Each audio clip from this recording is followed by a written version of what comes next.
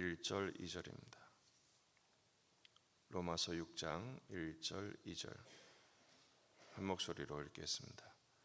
그런즉 우리가 무슨 말을 하리요? 은혜를 더하게 하려고 죄에 거하겠느냐?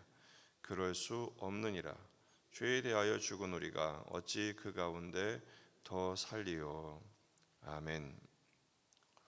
본문에 계시된 주님은 어떤 분이십니까? 죄에 대하여 죽고 예수로 사는 은혜의 존재가 되기를 원하십니다. 6장에서는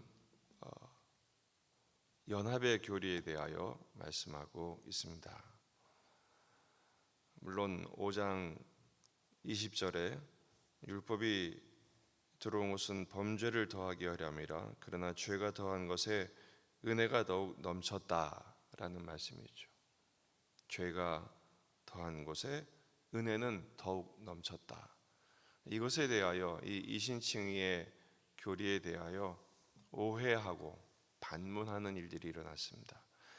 그러면 죄가 더한 것에 은혜가 넘치니까 은혜를 더하게 하려고 죄를 더 지으면 되지 않겠느냐, 이런 식의 약간 빗대는 그런 반문이 있을 수가 있습니다. 6장 전체가 바로 그런 율법 폐기론, 믿음으로 구원을 얻었으니 의롭다함을 얻었으니 이젠 율법은 필요 없지 않느냐, 혹은 어떻게 살아도 문제가 되지 않지 않느냐, 일종의 구원파 같은 논지죠. 혹은 육은 무익하니 범죄해도 영에 어떤 영향도 주지 않는다라는 영지주의적인 그런 반문이 있을 수 있습니다. 그에 대하여 문답 형식으로 변증하고 있는 것입니다. 그런즉 우리가 무슨 말을 하리요? 은혜를 더하게 하려고 죄에 거하겠느냐? 그럴 수 없다라는 것이죠. 그럴 수 없다는 것이죠. 왜냐하면 죄에 대해서는 이미 죽은 우리가 어찌 그 가운데 더 살겠느냐, 몰라서 묻느냐 이거죠. 당연하다는 것을 강조하고 있는 것입니다. 여러분, 믿음으로 말미암아 얻게 된 가장 큰 변화는 신분이 바뀌는 것입니다. 죄에 대해서는 죽었다라는 것이죠. 예수 그리스도의 영원한 그러나 단번에 이루어지신 희생 제사가 성공했기에 이제 우리는 죄와는 단절된 존재고, 죄에 대해서는 이미 죽었고 하나님의 은혜의 통치를 받는 하나님의 자녀, 하나님의 백성이 되었다는 것을 명심하라라는 것입니다. 따라서 죄에 대하여 죽은 우리가 어찌 그 가운데, 죄 가운데 더 살겠느냐라는 것이죠. 어떤 신분의 변화가 있습니까? 첫째, 우리는 죄에 대해서 죽었다라는 것이죠. 에베소서 2장 말씀처럼 우리는 본질상 진노의 자녀였습니다. 세상의 풍속을 쫓고 공중 권세를 잡은 자를 따라다녔습니다. 그 사람은 죽었다라는 것입니다. 왜냐하면 예수님께서 십자가에서 죽으심으로 우리도 십자가 안에서, 예수님 안에서 이미 죽은 것입니다. 두 번째, 이제 우리는 예수님 안에서 살게 되었습니다. 이게 우리가 죄를 짓지 않고 살게 되는 가장 큰 이유입니다. 죄에 대해서는 죽었고 예수님 안에 살게 되었기 때문입니다. 요한복음 5장 24절, 내가 진실로 진실로 너희에게 이르노니 내 말을 듣고 또 나 보내신 이를 믿는 자는 영생을 얻었고 심판에 이르지 아니하나니 사망에서 생명으로 옮겼느니라. 사망에서 생명으로 옮겨졌다. 사랑의 아들의 나라로 우리는 옮겨진 것을 믿으시기를 바랍니다. 과거에 죄와 사망에 지배당했던 나는 이미 죽었다. 현재는 예수님 안에서 하나님의 자녀로, 하나님의 백성으로 변화되었다. 따라서 어찌 더 죄 가운데 살겠느냐라는 것입니다. 따라서 오늘 말씀은 우리에게 이렇게 선포합니다. 오직 은혜 안에 살라. 죄에 대하여 죽었으니 은혜 안에 살라라고 선포하시죠. 로마서 6장 11절 이와 같이 너희도 너희 자신을 죄에 대하여는 죽은 자요 그리스도 예수 안에서 하나님께 대하여는 살아있는 자로 여길지어다. 누가 죽었다고요? 죄에 대하여 마귀의 지배를 받았던 옛사람은 죽었습니다. 이제는 하나님의 은혜의 통치를 받는 새 사람으로 사는 것입니다. 물론 살다 보면 또 오늘도 우리는 또 실수합니다. 또 넘어집니다. 또 죄에 빠집니다. 그럼 그건 어떻게 된 것이냐?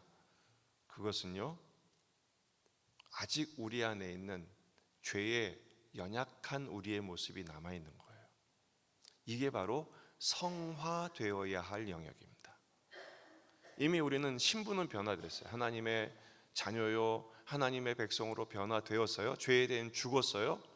그런데 아직 옛 습관과 죄에 잔존하여 있는 그 영향에 우리는 자꾸 넘어지죠. 이것을 누가 책임지시냐? 성령께서 책임지십니다. 성령께서 우리를 진리로 이끄십니다.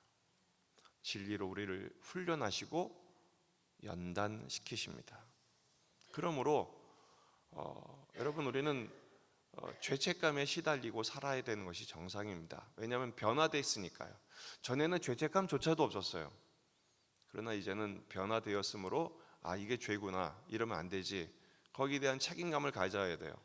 그러나 그것이 우리를 또 넘어지게 하는 근거가 아니라 우리를 새로운 존재가 되었음을 깨닫고 다시 돌이키게 하시고 엎드리게 하시고 변화되게 하시는 근거가 되는 것입니다.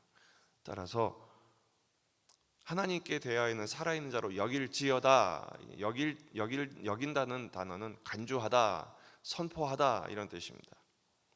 우리는 이미 예수님 안에 생명의 존재로 옮겨졌음을 선포하는 것입니다. 성령께서 우리를, 그래서 견인의 교리가 중요합니다. 견인, 차가 고장나면 견인차가 와서 끌어가는 것처럼 우리가 때로 넘어집니다. 쓰러집니다. 성령께서 우리를 견인하십니다. 이끌어 주시죠. 요한일서 5장 18절 하나님께로부터 난 자는 다 범죄하지 않는 줄 우리가 아노라. 하나님께로부터 나신 자가 그를 지키심에 주님께서 우리를 지키시죠. 또 악한 자가 그를 만지지도 못하리라. 그것 때문에 우리를 더 이상 망하게 하지 못한다라는 것입니다. 우리를 더욱 성결하게 하십니다. 보호하십니다. 인도하십니다. 따라서 담대하게 대적해야 합니다. 죄에 대하여 대적하십시오. 야고보서 4장 7절 그런즉 너희는 하나님께 복종할지어다. 마귀를 대적하라. 그리하면 너희를 피하리라. 전에는 쩔쩔매고 지배당했지만 이젠 담대하게 선포하십시오. 더러운 마귀 사탄은 떠나갈지어다. 마귀를 대적하십시오. 그는 피합니다. 오히려 하나님을 가까이 하십시오. 그리하면 너희를 가까이 하시리라. 죄인들아 손을 깨끗이 하라. 두 마음을 품은 자들아 마음을 성결하게 하라. 하나님께 순종하고 마귀를 대적하고 하나님께 더욱 가까이 가고 십자가 앞에 엎드릴 때 주님은 이 십자가의 길을 통해서 십자가의 길을 걷는 우리의 삶을 거룩하게 하시며 성결하게 하실 것입니다. 오늘 말씀의 적용은요, 그러므로 죄와 단절된 삶을 사십시오. 물론 우린 자꾸 은밀한 죄의 습성 그리고 습관화되어 있는 우리의 죄의 어떤 행습 그리고 고질적인 우리를 자꾸 넘어뜨리는 사탄이 자꾸 그걸 자극하거든요. 유혹하고 때로는 공격하고 위협합니다. 그때마다 선포하십시오. 나는 하나님의 자녀다. 거룩한 하나님의 자녀다. 그리고 성령님께 요청하는 것입니다. 하나님, 성령님 나를 붙들어 주시옵소서. 그리고 악한 습관을 끊어버리고 예수님께 순종하는 습관을 점점 늘려가는 것입니다. 거룩한 습관을 늘려가는 것이죠. 그래서 영적인 전쟁은 습관의 전쟁입니다. 죄된 습관을 버리고 예수로 함께 죽고 거룩한 습관, 예수님과 함께 사는 삶을 살아가는 것이죠. 우리가 정말 장착해야 할 습관이 뭐죠? 항상 기뻐하기, 계속 기도하기, 범사에 감사하기. 결론은 뭡니까? 그런 삶의 결론은 사랑하는 것입니다.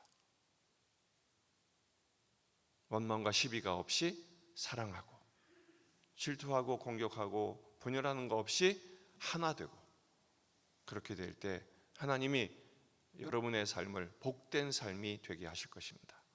가정에서, 교회에서, 오늘 삶의 현장에서 이 말씀을 깊이 묵상하고 실천하는 저와 여러분의 삶이 되기를 주의 이름으로 축원합니다. 기도하시겠습니다. 말씀을 붙들고 우리 자신과 가정과 교회와 이 지역의 복음화, 민족의 복음화, 세계 복음화를 위해서 기도하십시다.